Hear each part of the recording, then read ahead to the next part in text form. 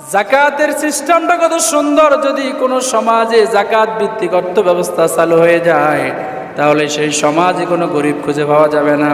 ইসলামের পঞ্চম খলিফা যাকে বলা হয় ওমর ইবনে আব্দুল আজিজ রহমতুল্লাহ আলাইহি, তার জমানায় জাকাত ভিত্তিক অর্থ ব্যবস্থা চালু হওয়ার কারণে সমাজের মধ্যে এমন শান্তি চলে এসেছে। দুজন মানুষ জাকাত দেওয়ার জন্য প্রায় 2 বস্তা টাকা মাথার মধ্যে নিয়ে 3 দিন পর্যন্ত ঘুরতেছে, জাকাত দেওয়ার মতো কোনো মানুষকে খুঁজে পাচ্ছে না। সুবহানাল্লাহ। কয়জন মানুষ? কয় বস্তা টাকা? দুজনের মাথায় কি টাকা? জাকাত কাকে দেবে সে মানুষ খুঁজতেছে। খুঁজতে খুঁজতে 3 দিন পর হঠাৎ করে দেখতেছে সামনের দিক থেকে একজন মানুষ মাথার মধ্যে একটা বস্তা নিয়ে আসতেছে, চুলগুলো এলোমেলো, মুখের মধ্যে বালু চালু।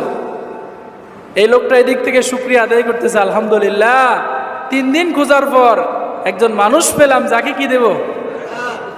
সামনে এগিয়ে গেলেন,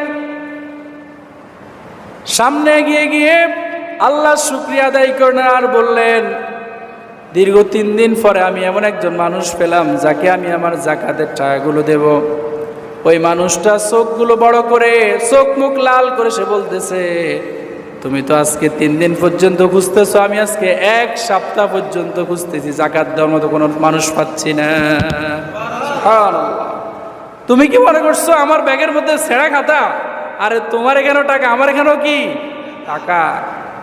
জাকাত নেওয়ার মতো কোনো মানুষ